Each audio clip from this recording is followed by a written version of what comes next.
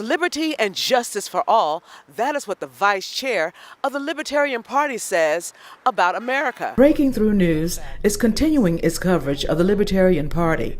Arvin Vohra is the vice chair of the Libertarian National Committee. Vohra says his party has a strong stance on one of the most controversial issues in 2017, immigration. For immigration, it should be basically background criminal check, disease check, that's it.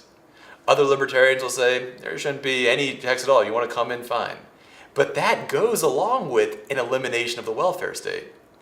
You can't have open borders function as effectively as you can have if you have an end to the welfare state. So we don't believe that people should be coming into America and just using a bunch of welfare.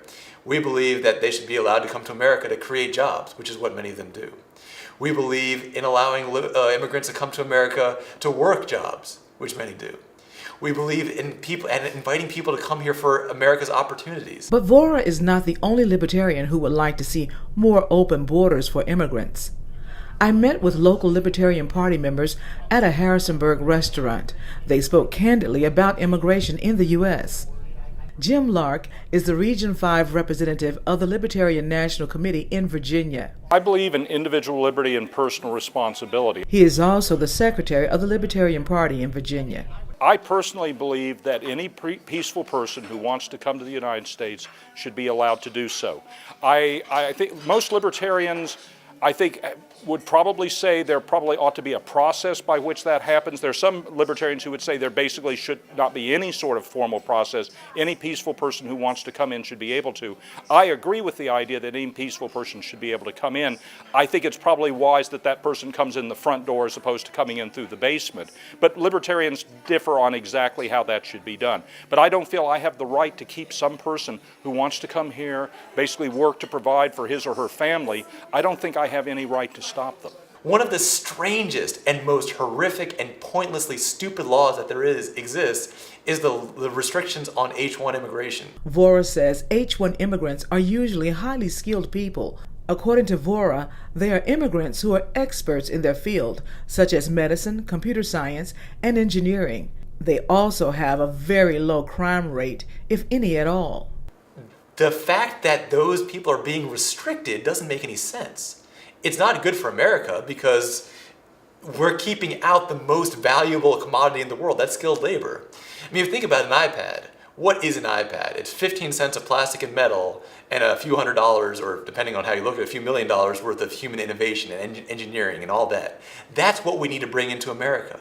Keeping out skilled labor is as stupid as keeping out oil. It's what we need to succeed. If our companies cannot hire the best and the brightest for some abstract and unnecessary fear of competition, the companies themselves might not succeed, and all those jobs go with them. Immigrants don't take jobs. They help companies continue to compete effectively in the world marketplace so that those companies don't go out of business, so that they can keep on providing jobs. Vohra explained how immigrants working in the United States support the economy. The immigrants who come here to work those jobs, they don't only do computer programming and go home to a different country.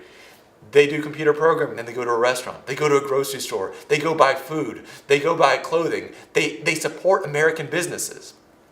When you keep immigrants like that out, what ends up happening is you just outsource the jobs.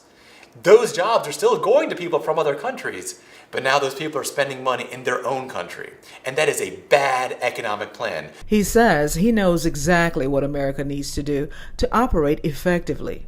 The first thing we should be doing is to eliminate all welfare and all restrictions on immigration.